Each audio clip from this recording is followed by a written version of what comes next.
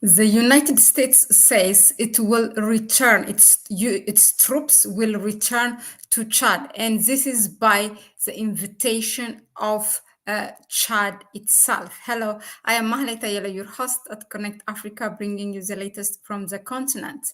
Now, we will try to explain to you some of the incidents or the events in a chronological order, so that you understand this situation.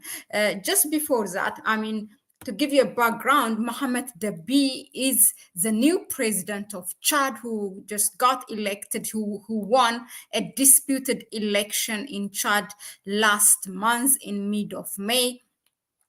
And he is actually the son of Idris Deby, who ruled Chad for 3 decades. And Idris Deby was killed in while fighting in Mali. Was it in Mali? No, while fighting in 2021, and then he got his son took power. He was a transitional president up until now, but they did election last month. Now he is really like a president. Okay, so from 2021 to 2024 he was an interim president. So now he took power, and God knows his father has ruled for 3 decades, and God knows for how long he will stay in power.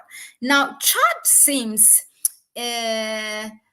on the path of Senegal, while trying to please the West and also trying to be that independent country who wants to achieve economic freedom. And why do I say that? Look, when its neighbor Niger, Chad is also in the Sahel, okay, in the Sahel region. When Niger has ended, its neighbor has ended the military agreement with the U.S. troops in March, and then in April, Niger requested for the U.S. troops to leave. Now, in the same month, Chad also asked for the U.S. troops to leave the country. Even the headlines after that, it was coming out as, oh, another Sahel state is to kick the U.S. military, out of its territory. That was how the headlines read. Now, Niger went all the way because really they have ended the contract. They have requested for the army to leave in April, and then in May they come to kind of an agreement with the U.S. troops, and then the U.S. troops announced that they will leave like batch by batch, because Niger wasn't easy for the U.S. troops to leave that easily, because in Niger they have had the U.S. troops the biggest air base and drone base, also manned and unmanned as they call it, and it was all they have invested. The US has invested hundreds of millions of dollars to build that, and they have even two bases, one in the capital Niamey and the other one in Agadez, which is like 950 something, almost 1,000 kilometers outside of Niamey. Now, Chad pushed really, and then now, a few days ago, the first batch of U.S. troops have left, and then by mid of September, the last batch will leave. But Chad, I'm bringing Niger for a comparison now. Chad, it did request the U.S. troops to leave, just like the same month in April, the same month Niger requested. But after that, it didn't do anything, because there was election coming up as well. The election happened in May. Now they are actually, let alone to ask them. The troops really are relocated, and it was not that big in number. It was less than 100, and it relocated to Germany. Now, after he secured the election, Mohammed Deby is coming and telling us, actually, we need you for the security reason. So you have to come back. First of all, nobody asked you to leave. This is what he said. The other statement was, the legality of the one that came out from the government of Chad in April was that the legality of the U.S. troops staying in Jameda, in Jameda, the capital city of Chad, needs to be studied, he said. So they knew that, so they immediately relocated. Now he's saying, who asked you to leave? We need you for a security purpose. You have to come back. Now, you can speculate as you like, but one thing that I can tell you is that Mohammed Deby won a disputed election, and there was an opposition led by Success Masra, and it was banned, and they have done a lot of things against these people, and even the opposition has appealed for the election to be saying that the result is not right. But in any case, it seems that Mohammed Deby is silencing this opposition from the way it is. They are not ready even to give it to a new blood, to a new family. They are still keeping this what do you call them in Africa? Political dynasties in Africa, okay? Political dynasties. And after 3 decades, the son has already 3 years.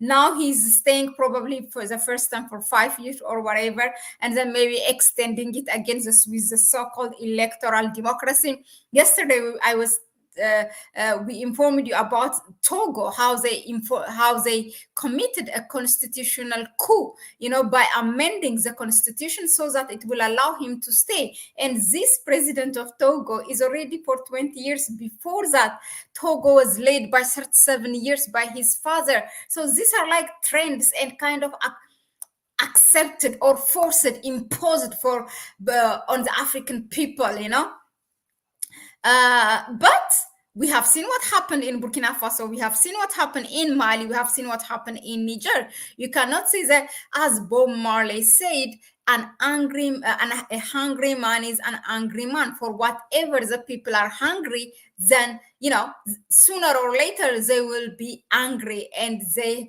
have shown their power that they can tear you down and put you down, and bring whatever they want, a person that represents them. So I just wanted to bring you this because it's really interesting. While you have countries still in the Sahel, Burkina Faso, Mali, and Niger, who are kicking out all the foreign militaries from their country and taking the matters in their own hand, you have, on the other hand, Chad now saying that we actually need you, and we ask you to come back. There were less than 100 the American troops, and they were actually using the same with the French troops. There are about 1,000 French military in Chad, just so you know. And they are not only in one place, they are like in 5-6 places, different parts of Chad. It's like a no man's land run by this foreign military. And my analysis is that he knows how he came to power, Mohammed Deby, even if it's called this electoral democracy. He knows how he came to power, and for whatever reason, that if he's not relying on his military, then he needs those foreign militaries to be in his country, so that whenever there's something, they can back him up.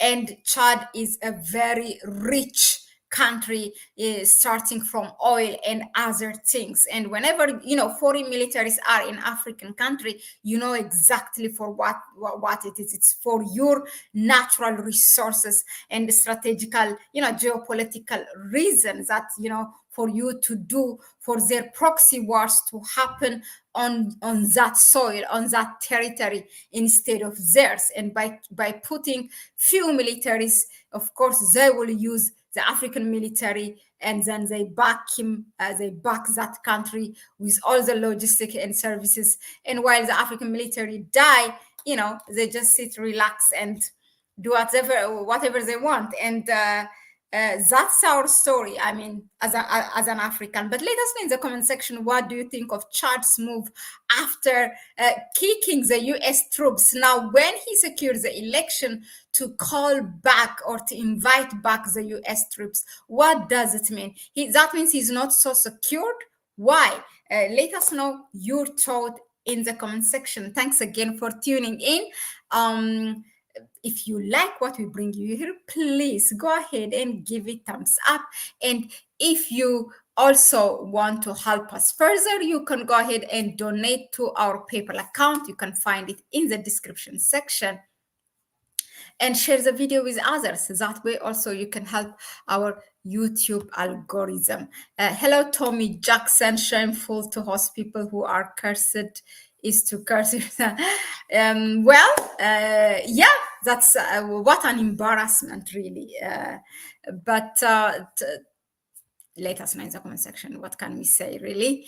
Our hopes are those leaders like Ibrahim Traore, Asim Goita, and General Abdurrahman Tihiani. And we support them all the way. It's important as an African to show our support and record that history. But as for Chad, I'm sure there will be more to this story, but as it develops, we will bring it to you here. Thanks again, and I'll see you on the next one.